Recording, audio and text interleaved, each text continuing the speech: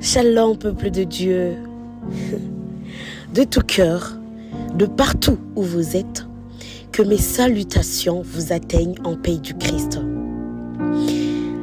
Ça doit faire un moment que nous n'avions pas eu à partager ni à méditer la parole de Dieu.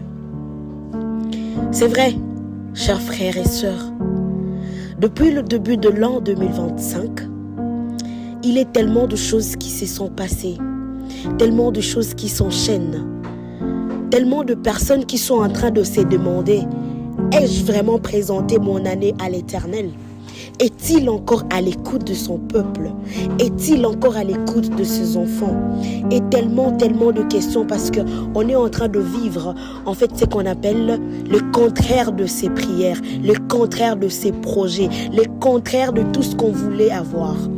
Sincèrement, ça brise, ça remet en question sa chrétienté, ça remet en question ses valeurs, ses convictions, sa foi, son espérance. Et c'est sur ce que nous allons toucher aujourd'hui. La foi, l'espérance. La foi dans l'espérance.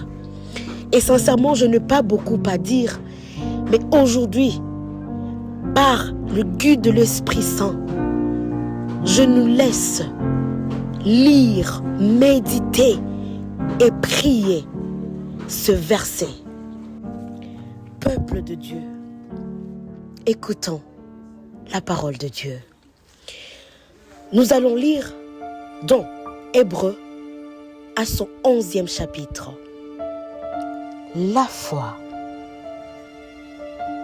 Mettre sa foi en Dieu, c'est être sûr de ce que l'on espère. C'est être convaincu de la réalité de ce que l'on ne voit pas. C'est à cause de leur foi que les grands personnages du passé ont été approuvés par Dieu. Par la foi, nous comprenons que l'univers a été formé par la parole de Dieu.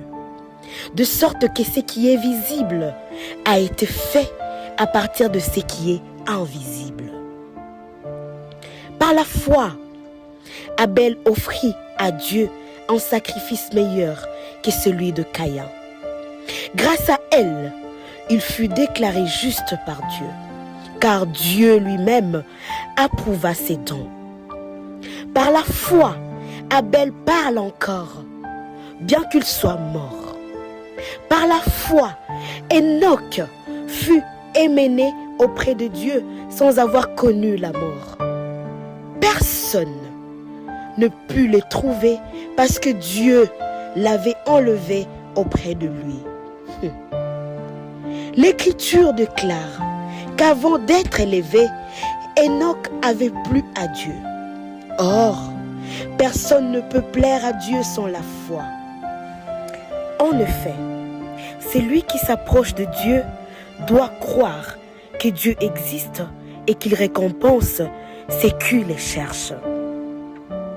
Par la foi, Noé écouta les avertissements de Dieu au sujet de ce qui allait se passer et qu'on ne voyait pas encore. Il prit Dieu au sérieux et construit une arche dans laquelle il fut sauvé avec toute sa famille. Ainsi, il condamna le monde et obtint grâce à sa foi que Dieu les considère comme justes. Par la foi, Abraham obéit quand Dieu l'appela et partit pour un pays que Dieu allait lui donner en possession.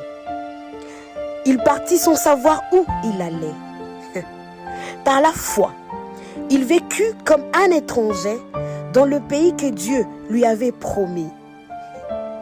Il habita sous la tente ainsi qu'Isaac et Jacob qui reçurent la même promesse de Dieu.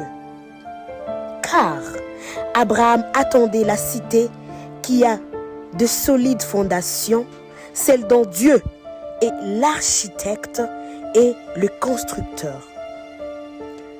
Par la foi, Abraham fut rendu capable d'être père alors qu'il avait passé l'âge de l'être et que Sarah elle-même était stérile. Il eut la certitude que Dieu tiendrait sa promesse. C'est ainsi qu'à partir de ces seuls hommes, pourtant déjà marqués par la mort, naquirent les descendants nombreux comme les étoiles dans le ciel, innombrables comme de grains de sable au bord de la mer. C'est dans la foi que tous ces hommes sont morts. Ils n'ont pas reçu le bien que Dieu avait promis, mais ils les ont vus et salués de loin. Ils ont ouvertement reconnu qu'ils étaient des étrangers et des exilés sur la terre. Ceux qui parlent ainsi montrent clairement qu'ils recherchent une patrie. S'ils avaient pensé avec regret au pays qu'ils avaient quitté, ils auraient eu l'occasion d'y retourner. En réalité, ils désiraient une patrie meilleure, c'est-à-dire la patrie céleste. C'est pourquoi Dieu n'a pas honte d'être appelé leur Dieu. En effet, et il leur a préparé une cité. Par la foi, Abraham offrit à Isaac un sacrifice lorsque Dieu le mit à l'épreuve. Il se montra prêt à offrir son fils unique alors qu'il avait reçu une promesse. Dieu lui avait dit, c'est par Isaac que tu auras le descendant que je t'ai promis. Mais Abraham, estimant que Dieu avait le pouvoir de ramener Isaac d'entre les morts, c'est pourquoi Dieu lui rendit son fils et ces faits a une valeur symbolique. Par la foi, Isaac donna à Jacob et à Ésaü une bénédiction qui s'est rapportée à leur avenir. Par la foi, Jacob bénit chacun des fils de Joseph peu avant de mourir. Il s'appuya sur l'extrémité de son bâton et adora Dieu. Par la foi, Joseph, à la fin de sa vie, annonçant que les Israélites sortiraient d'Égypte et indiqua ce que l'on devait faire de ses ossements. Par la foi, le parent de Moïse les tinrent cachés pendant 3 mois après sa naissance. Ils virent que c'était un bel enfant et n'eurent pas peur de désobéir à l'ordre du roi. Par la foi, Moïse, devenu grand, renonça au titre de fils de la fille du Pharaon. Il préféra être maltraité avec le peuple de Dieu plutôt que de jouir de plaisir momentané du péché. Il estima qu'être méprisé comme le Messie avait beaucoup plus de valeur que le trésor de l'Égypte, car il gardait les yeux fixés sur la récompense future. Par la foi, Moïse quitta l'Égypte sans craindre la colère du roi. Il demeura ferme comme s'il voyait le Dieu invisible. Par la foi, il institua la Pâque et ordonna de répandre du sang sur les portes de maison afin que l'ange de la mort ne tue pas le fils premier-né des Israélites. Par la foi, les Israélites traversèrent la mer Rouge comme si c'était une terre sèche. Mais lorsque les Égyptiens essayèrent de faire autant, ils furent noyés. Par la foi, le muraille de Jéricho tombèrent après que les Israélites en eurent fait de tour pendant 7 jours. Par la foi, Rahab, la prostituée, ne mourut pas avec ceux qui s'étaient opposés à Dieu, parce qu'elle avait accueilli les espions avec bienveillance. Que dirais-je encore? Le temps me manquerait pour parler de Gédéon, Barak, Samson, Jephthé, David, Samuel, ainsi que de prophètes. Grâce à la foi, ils vainquirent de royaumes pratiquement la justice et obtinrent ce que Dieu avait promis. Ils fermèrent la gueule de lion, éteignirent le feu violent, échappèrent à la mort par le paix. Ils étaient faibles et d'un verre fort. Ils furent redoutables à la guerre et repoussèrent les armées étrangères. Par la foi, les femmes virent leur mort se relever et leur être rendu. D'autres ont été torturés à mort. Ils refusèrent la délivrance afin d'être relevés de la mort et de parvenir à une vie meilleure. D'autres encore subirent de moqueries et le fouet. Certains furent enchaînés et jetés en prison. Certains furent tués à coups de pierre. D'autres sciés en deux et mis à mort par le paix. Ou bien ils allaient d'un endroit à l'autre vêtus de peau de mouton ou de chèvre, pauvres, persécutés et maltraités. Le monde n'était pas digne de ces gens-là. Ils erraient dans le désert et les montagnes.